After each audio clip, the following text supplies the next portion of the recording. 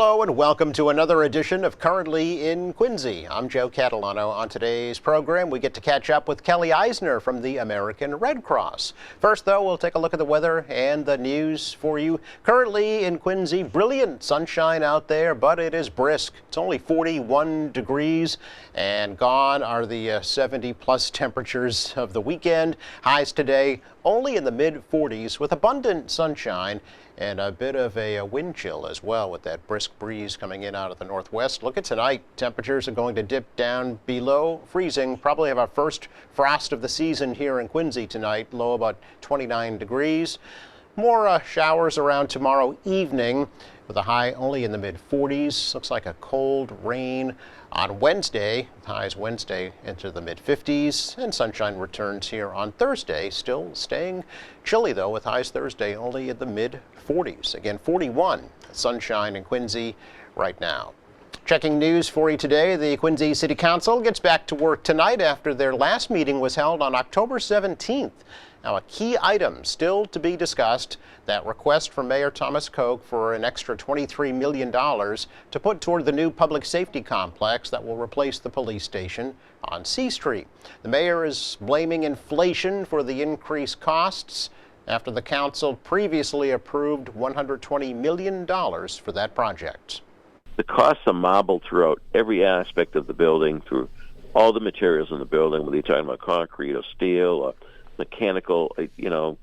It's the prices were crazily up, as they are for the dog shelter, as they are for many public projects, and in fact, people doing projects in their homes. I've chatted with people, and they were in for big surprises when they began projects at home. So it's the economy we're living in. I am not going to sacrifice quality on the building. That mistake was made in the 80s when they did the police station addition. It was a low bid, terrible project in my view. We spent $10 million. It was never right.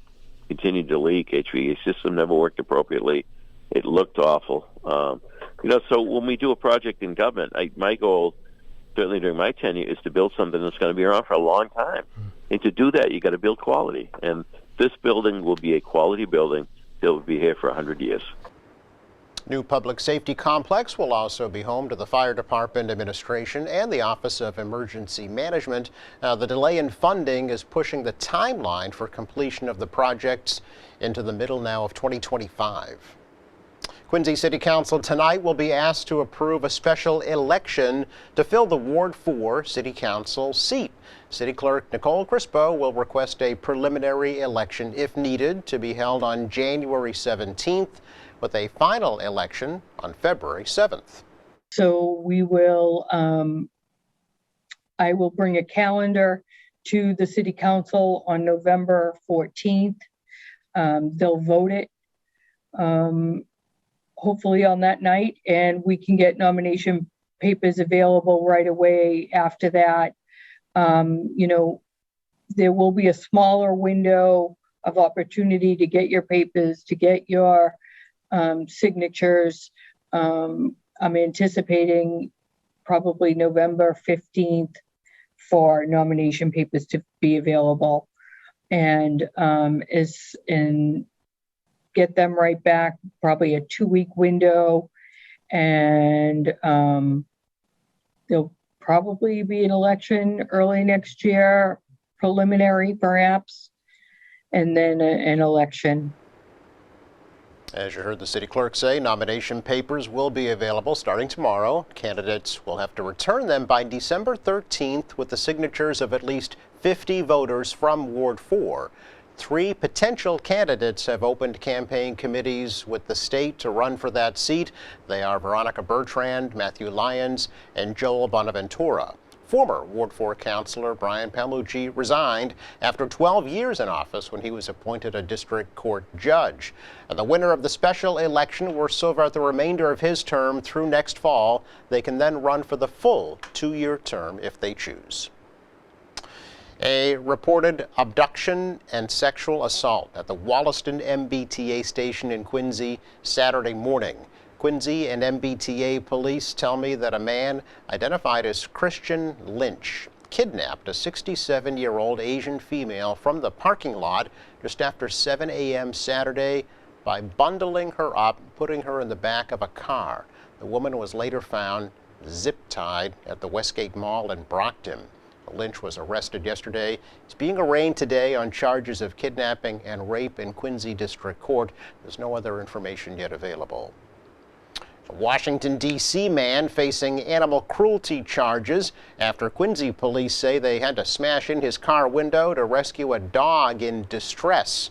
29-year-old Qusay Saeed was charged with officers were called to the parking lot of the Thomas Crane Library in Quincy Center back on November 5th. The temperature that day was in the low 70s. Police estimated the German Shepherd was inside that car with the windows up for at least an hour, and the interior temperature was close to 100. Police say the dog drank 2 bowls of water and was taken to the Quincy Animal Shelter. Police also found ammunition for a 9mm handgun in his car. They say Saeed had warrants for his arrest out of Quincy and Stoughton district courts. Students at the Point Webster Middle School in Quincy have a lot of new sports equipment to play with, thanks to a recent donation. Geico and their local partner, the nonprofit Good Sports of Quincy and Cohasset, recently donated over $20,000 worth of athletic gear during a special presentation that was held in the school gym. Former Point Webster students and teacher and the current Speaker of the House, State Representative Ron Mariano of Quincy, was on hand to share his experiences at that school, along with Superintendent Kevin Mulvey and Christine Barrett, the principal at Point Webster. Students were allowed to test out the new equipments after that presentation. That's our check of news for you today. Coming up, we sit down with Kelly Eisner of the American Red Cross next.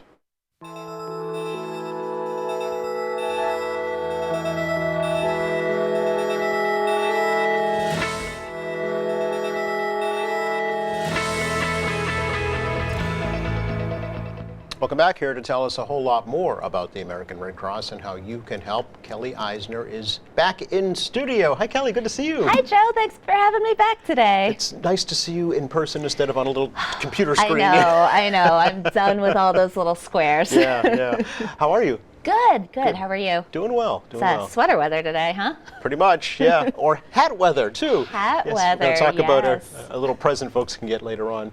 But Sure. before we do that, tell us how life is at the American Red Cross these days. Well, we're coming into our holiday season, Yeah. so here at the Red Cross, that means a couple things. We're trying to get the word out to blood donors that we all know you're going to get busy, to think about making an appointment this week, next week, before holiday commitments, shopping, parties, all that stuff kind of takes over your calendar.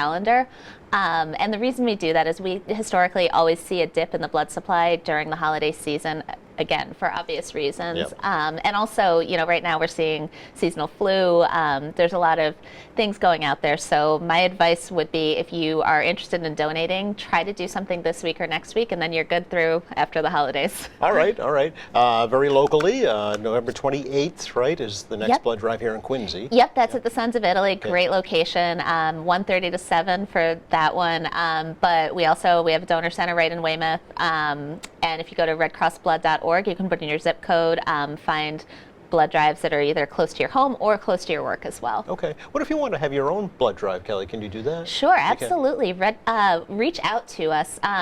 We kind of divide up our blood drives based on geography. So depending on where you live, there's always a person that's willing to come into that area, talk to businesses. But yeah, we're always looking for sites that can host a blood drive, or just partners who want to help us promote it, Okay. get the word out to All their right. bases.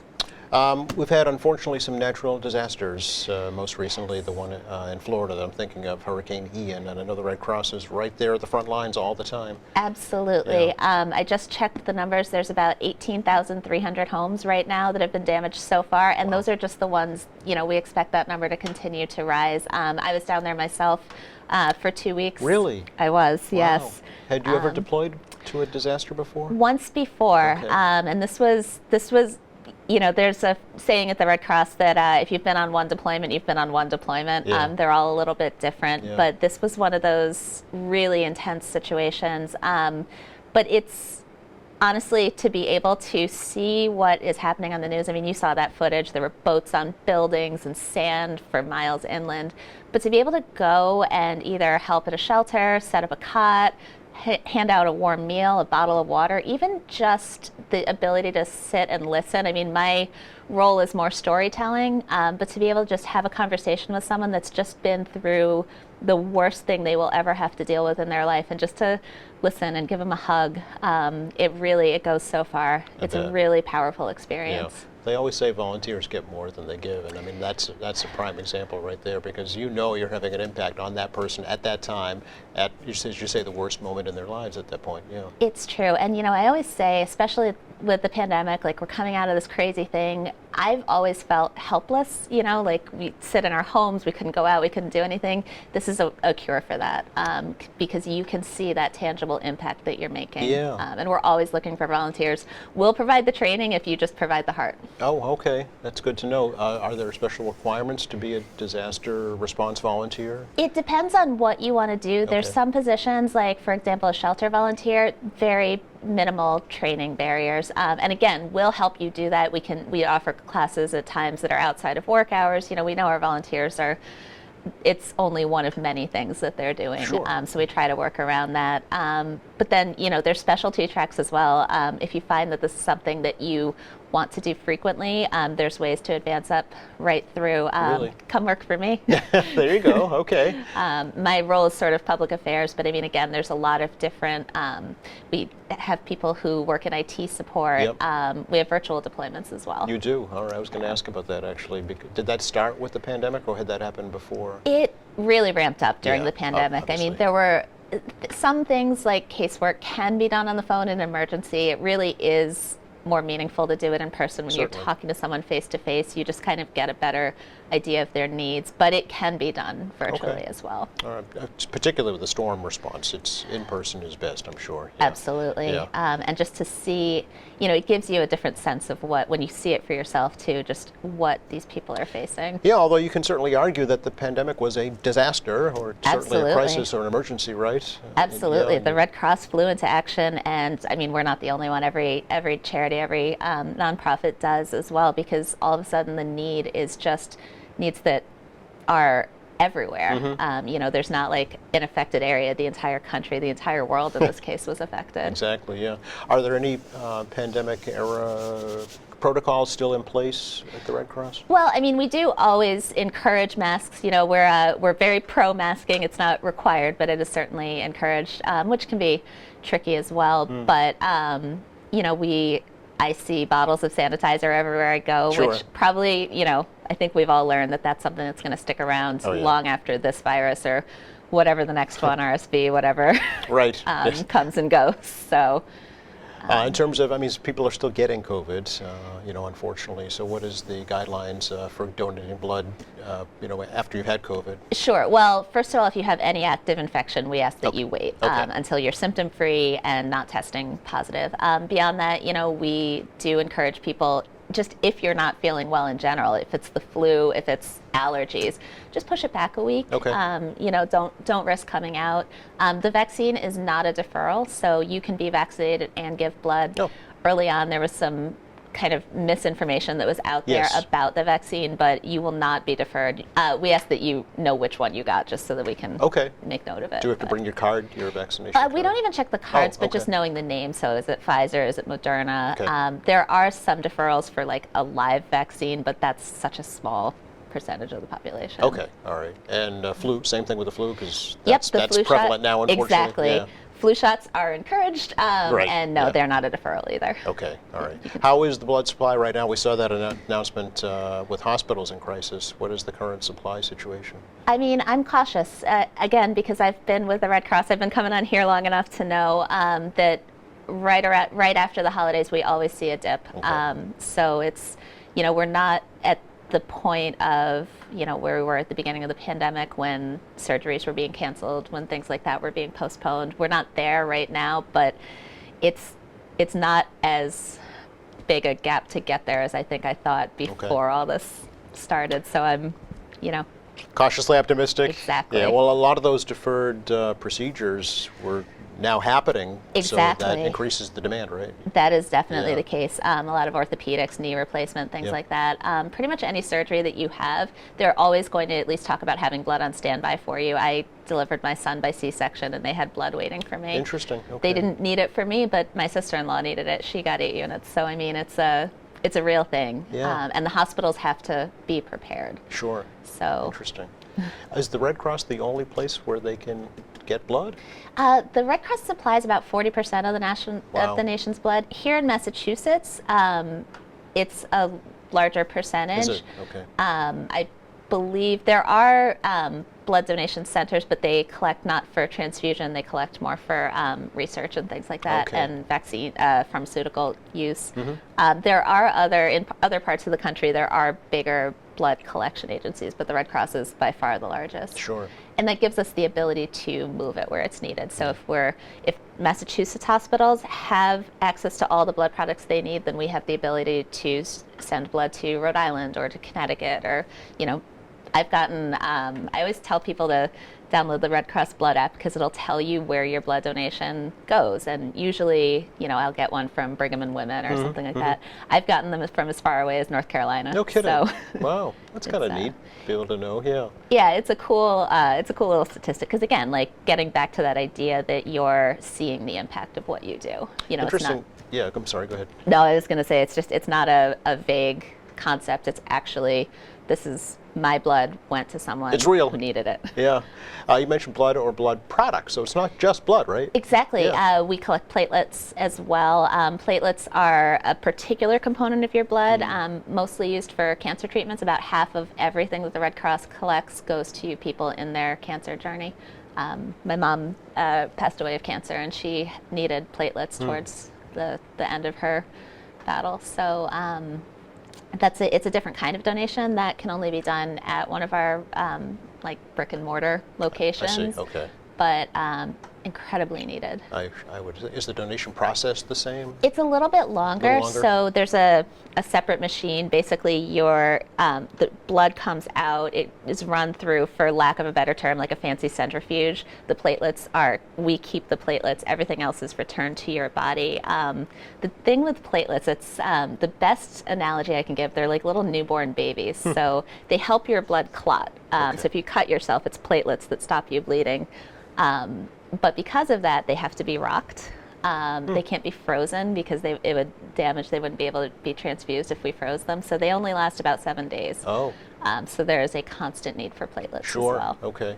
Interesting. And can you request, I just want to donate platelets? Yep, it's a Okay. different kind of appointment. So you just, Okay. when you're scheduling with us, just schedule for platelets. Again, Weymouth here would be the closest, Okay. but any of our brick and mortar locations, Dedham, Danvers, Worcester, Springfield, Boston, I'm missing. I always miss Not them. asking you to remember them all, but it wouldn't be like at the Sons of Italy type. No, Right, no. okay. The equipment is kind of sensitive, so it can't really go on the road. Okay. All right. Good to know.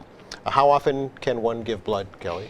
So if you're giving regular blood, like at the Sons of Italy, you can donate every 56 days. It's about, what is that about? Yeah, I don't know. If you're donating platelets, you can donate every 7 days. Oh, okay. And who can donate? Almost everybody. I Yeah. get asked about eligibility. Well, I have this in my family. Can I? And chances are it's yes, but at the blood drive, they're happy to talk through whatever conditions you may have. I Okay. get asked about diabetes a lot. Generally not a deferral. Oh. As long as it's well managed. Okay. If your insulin is doing what it's supposed to do. We have a ton of information on redcrossblood.org, but honestly, chances are, unless there's something, if you're on a blood thinner or certain medications, that can sometimes prevent you. Okay. Age? Any age restriction? No upper age No. limit. You do have to be 17. 17. Okay. But anyone over that, 17 to to whenever 117. Exactly. And you'll be able to get a special prize pretty soon, right? Yeah. So this time of year, we definitely run incentives. So this is our Red Cross beanie. Fun. Again, I mentioned it's so chilly out that I figured this would be a good one to bring and show. Yes. This starts on November 22nd, Oh, I okay. believe. Right now, if you were to go today, You can get as a thank you gift a $10 gift card to any online merchant. Nice, So, very nice. but this one, I don't know. I think it's fun. I think it's cute. So. And very practical too. Yes, well, we live in New England, Unfortunately, so yeah. hats are a thing. You wouldn't need it a couple days ago, but going forward, I think it's going to come in handy for sure. Yeah. That's nice. Tell me about some of the events that you had over the summer and the fall. I know they had some major events. Sure. Yeah. One of our biggest blood drives all year is our Day of Remembrance blood drive at Fenway Fenway Park, yeah, Yes, right. we've talked about that Sure. before, which was a great day. It's always such a neat thing to do because it's more than just a blood drive. The blood drive is obviously what takes center stage, Yeah. and to talk to donors and to just, hear their stories. It would surprise you how many people every year there's someone who's like, well, I donate every year because I was at Ground Zero and I saw the Red Cross there, or we work a lot with survivors. There's a dear friend of mine who was in the North Tower when that first plane hit, Really? and she was able to escape, and she reconnected with her husband at a Red Cross shelter, I think in New Jersey, Wow. just to get out of there. And hearing those stories, it's so incredibly powerful. And it's also Fenway Park. It's a cool place to Right, be. exactly. So it's fun, and Fenway takes good care of us. They had us in the 521 overlook so you could see the whole field. It was Nice. a cool day. Yeah. Nice personal pics, I'm sure. Yes. Yeah, fun. And actually, you talked about events. There's a couple things that we have coming up. We do our Heroes Breakfast in March, where it's sort of like the Oscars, only for the Red Cross. Oh. We do it Red Cross. So if you are someone that has done something heroic in the last year, there's a good chance you might be honored by the Red Cross for that. Oh, nice. Yeah. And we run a marathon. We field a marathon team as well. Oh, I didn't know that. Okay. We have 60 runners who will join Team Red Cross and run the Boston Marathon. in April 17th, I think. April 17th next year. Yep. Are you one of those, Kelly? Do I look like a marathon runner Yes. to you? I would love to. It's on my bucket list. Okay. I did triathlons for a while, but honestly, I have an 8-year-old now, which is basically a marathon anyway. So. Well, make him run the marathon. I did not know you had a team. That's good to know. Yeah. But actually, this weekend we also participated in the Spartan race, also at Fenway Park, which all right. was another way that runners could fundraise for the Red Cross and run this cool obstacle course. My son did that. Oh, very good. Yeah, Get him he did started. really well. Good, good. You talked about shelters. Tell me, winter's coming. Snowstorms, blizzards, power outages. Absolutely. Yeah. Shelters are ready to go, or do you put them up as needed? How does that work? Well, we do a lot of work, especially right now before the snow flies, with our emergency management partners to Yes. make sure that if a shelter is needed, we can respond quickly. So right now, that's one of the big things that we're looking for volunteers who are willing to train up in sheltering locally. Massachusetts is not a place that gets a lot of hurricanes, but we do get a lot of winter storms. Sure. And just being able, especially in the southeast part of the state, especially out on Cape Cod, there's a huge need. And the space is there. We have a good relationship with MEMA and with other local fire departments, the county, the towns. But what we are always looking for is people that say, you know what, I'm going to learn how to run a shelter so that if it's needed, I can help my neighbors. Okay. If I'm lucky enough to be spared by this storm, then I want to be able to help give my friends and family and neighbors and the bagger at your grocery store a Right. place to stay. Yeah. Well, it can be life-threatening if it's 0 Absolutely. degrees out with no electricity. So Absolutely. you need And a place. Yeah. It can turn fast too. Oh, yeah. When you think, I think as New Englanders, we're so prone to saying, oh, it's nothing. It's not like the blizzard of 78, but it really can turn on a dime. You never really know when that next big storm is going to be. It doesn't even have to be a blizzard. It can just be a nor'easter, Exactly. and they can be just as devastating. Yeah. A couple down power lines, and suddenly it's a real situation for Yeah. families. So you will train folks Yep, specifically? we'll offer the Okay. training. We're running a series of shelter simulations where you actually, it's a kind of a tabletop exercise where you go in and they'll say, all right, well, we've got this, this, and this. What do you do? Which I find to be really engaging. You have to think on your feet. Yeah. Might even help you in your own home situation. Just to Absolutely. be prepared. Yeah. And that's a good point too. That's a lot of the work that we're doing right now in general with the public is to just, remember, take photos of your documents, your driver's license, your will, those things, just so that, because chances are if you have to get out fast, you're going to grab your phone. Right. So having those with you. Great point. Do you get involved at all with the international version of Red Cross, Kelly?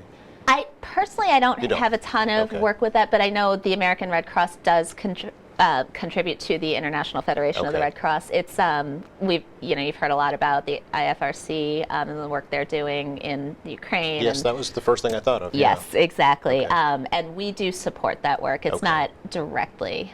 It's more through sometimes financial donations. Sometimes it's a matter of sending. We have 30 of our service to the armed forces staff nationwide that have been deployed to, I believe it's Moldova, somewhere in that theater, to assist specifically with the American service member needs while they're over there. So we Okay. do play a role. It's scaled back compared to what the IFRC does. Okay. Anything else we should let folks know about right now? Redcross.org. Redcross.org. 1-800 Red Cross. Exactly. Yep. Or the app, right? Yes. Blood donor app. We have our emergency app, which that's a good one to check out too. It kind of gives you some tips onto how to make your preparedness kit. Just kind of plant the seed when we're thinking, as you're digging out all those holiday lights and stuff. Just Yes. it's a good time to remember. Oh yeah, let's get a pillowcase with some bottled water and keep it by the door. Okay, good to So- know. And get your free hat. Yes. Great to see you. Thanks for coming over, Kelly. Thank you, Joe. Always a pleasure. Please come back. Of course. Just enough time to check the forecast for you for the rest of the day today. Kind of what you see is what you get out there. Sunshine and cool temperatures. A little bit of a breeze into the mid-40s. Look at tonight. Probably a frost. 29 degrees for a low even in Boston. Tomorrow the clouds increase. Showers tomorrow night. Rain on Wednesday. And then sunshine returns here on Thursday. Thanks again going out to Kelly Eisner for joining us today. Thanks to our crew. Thank you for watching. Friday here on the show, Pat Ronan from Father Bill's and Mainspring will be joining us. Don't forget, check out our website anytime, qatv.org. You'll find our latest programs, news and information, video on demand, live streaming, and a whole lot more. For all of us here at QATV, I'm Joe Catalano. Have a great week. Thank you so much.